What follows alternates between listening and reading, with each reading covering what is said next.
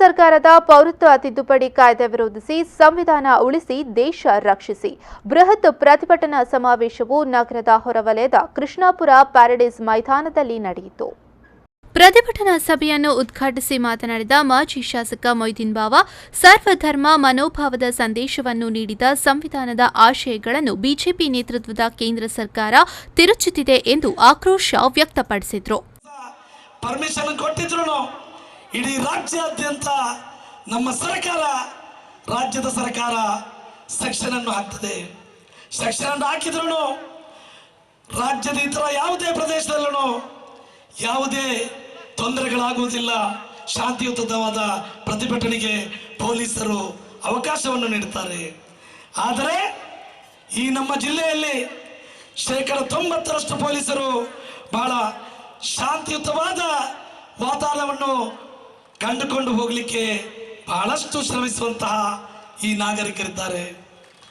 ಆದರೆ ಕೆಲವು ಶಕ್ತಿಗಳು ಅಂದಿನ ದಿವಸ ಸೇರಿಕೊಂಡು ಈ ಶಾಂತಿ ವ್ಯವಸ್ಥೆಯನ್ನು ಮತ್ತೊಮ್ಮೆ ಹಾಳು ಮಾಡಬೇಕು ಅಂತ ಹೇಳುವಂತಹ ದೃಷ್ಟಿಯಲ್ಲಿ ಅಲ್ಲಿ ಪೊಲೀಸರ ಮೂಲಕ ಸರ್ಕಾರ ಆ ಲಾಠಿ ಚಾರ್ಜ್ ಅನ್ನು ಮಾಡಿ. ಸಾಮಾಜಿಕ ಹೋರಾಟಗಾರ ಲೇಖಕ ಬಿಆರ್ ಭಾಸ್ಕರ್ ಮಾತನಾಡಿ, ಎನ್ಆರ್ಸಿಯಿಂದ ಮುಸ್ಲಿಮರಿಗೆ ತೊಂದರೆ ಆಗುವುದಕ್ಕಿಂತ ಮುಸ್ಲಿಮೇತರರಿಗೆ ಹೆಚ್ಚು ತೊಂದರೆ ಆಗಲಿದೆ. ಅಶ್ವತ್ಥ ನಾರಾಯಣ ಅವರನ್ನು ಅಸ್ವಸ್ಥ ನಾರಾಯಣ ಎಂದು ಕರೆಯುತ್ತೇನೆ ಎಂದರು. ಈ ಎನ್ಆರ್ಸಿಯಿಂದ ಮುಸಲ್ಮಾನರಿಗೆ ಎಷ್ಟು ತೊಂದರೆಗಳಾಗೋದಕ್ಕಿದೆಯೋ ಅದಕ್ಕೆ 100 ಪಟ್ಟು ಹೆಚ್ಚು ಮುಸಲ್ಮಾನೇತರರಿಗೆ ಆಗೋದಿದೆ. ದಲಿತರು ಮತ್ತೆ ಹಿಂದುಳಿದ ವರ್ಗಗಳಿಗಾಗ್ತಾ ಇದೆ. ಹಾಗಾಗಿ ಯಡಿಯೂರಪ್ಪನವರು ಸತ್ಯನೇ ಹೇಳಿದ್ದಾರೆ, ಈ ಕಾಯ್ದೆಯಿಂದ ಮುಸಲ್ಮಾನರಿಗೆ ತೊಂದರೆ ಆದ್ರೆ ನಾನು ಹೊಣೆ ಅಂತಂದ್ರು. ಮುಸಲ್ಮಾನರು ಅಲ್ಲದೆ ಇರುವಂತಹ ದಲಿತರು ಹಿಂದುಳಿದ ವರ್ಗಕ್ಕೆ ಈ ಕಾಯ್ದೆಯಿಂದ ತೊಂದರೆ ಆದ್ರೆ ನಾನು ಹೊಣೆ ಅಂತ ಹೇಳಲಿಲ್ಲ. ಹಾಗಾಗಿ ಬಿಜೆಪಿಯನ್ನು ಬೆಂಬಲಿಸ್ತಾ ಇರುವಂತಹ ಎಲ್ಲ ಶೂದ್ರ ವರ್ಗದ ಯುವಕರಿಗೂ ಅರ್ಥ ಆಗಬೇಕಾಗಿದೆ ಈ ಸತ್ಯ ಏನು ಅಂತ. ಮತ್ತೊಬ್ಬ ಈ ರಾಜ್ಯದ ಉಪಮುಖ್ಯಮಂತ್ರಿ ಅಶ್ವತ್ಥ ನಾರಾಯಣ್, ಬಹುಶಃ ನಾನು ಅವ್ರನ್ನ ಅಶ್ವತ್ಥ ನಾರಾಯಣ್ ಅಂತ ಕರೆಯೋದಕ್ಕೆ ಇಷ್ಟಪಡಲ್ಲ, ಅಸ್ವಸ್ಥ ನಾರಾಯಣ್ ಅಂತ ಕರೆಯೋದಕ್ಕೆ ಇಷ್ಟಪಡ್ತೀನಿ. ಹಿರಿಯ ಪತ್ರಕರ್ತ ಶಶಿಧರ್ ಭಟ್ ಮಾತನಾಡಿ, ರಕ್ತಪಾತಿಗಳು, ವಿಭಜಕರು, ಕೋಮುವಾದ ನಡೆಸುವವರು ಬಲಿಷ್ಠರಾಗುತ್ತಿದ್ದಾರೆ. ಈ ದೇಶ ಉಳಿಯಬೇಕಾದರೆ ಹಿಂದೂ ಮತ್ತು ಮುಸ್ಲಿಮರ ಸೌಹಾರ್ದತೆಯಲ್ಲಿ ಇರಬೇಕಾಗಿದೆ ಎಂದರು. ಈ ದೇಶಕ್ಕೆ ಹಲವು ರೀತಿಯ ಅಪಾಯಗಳಿವೆ. ಒಂದು ನಾನು ಹೇಳುವ ಮಿಲಿಟರಿ ಮನಸ್ಥಿತಿ, ಇನ್ನೊಂದು ಪೊಲೀಸ್ ಮನಸ್ಥಿತಿ. ಮಿಲಿಟರಿ ಮನಸ್ಥಿತಿ ಪಾಕಿಸ್ತಾನವನ್ನು ನಾಶಪಡಿಸಿದೆ. ಇವತ್ತು ಭಾರತದಲ್ಲಿ ಆ ಮಿಲಿಟರಿ ಮನಸ್ಥಿತಿಯನ್ನು ಜಾರಿಗೆ ತರಲಾಗ್ತಾ ಇದೆ. ಅನಗತ್ಯವಾಗಿ ಮಿಲಿಟರಿ ಜನರನ್ನು ವೈಭವೀಕರಿಸಲಾಗ್ತಾ ಇದೆ. ದೇಶ ಕಾಯೋರ ಬಗ್ಗೆ ಗೌರವ ಇರಬೇಕು, ದೇಶದ ಪ್ರಧಾನಿ ಮಂತ್ರಿ ಬಗ್ಗೆ ಗೌರವ ಇರಬೇಕು. ಆದರೆ ಅವರೇ ದೇಶ ಅಲ್ಲ, ಬಹಳ ಸ್ಪಷ್ಟವಾಗಿ ಗೊತ್ತಿರಬೇಕು ನಮಗೆ.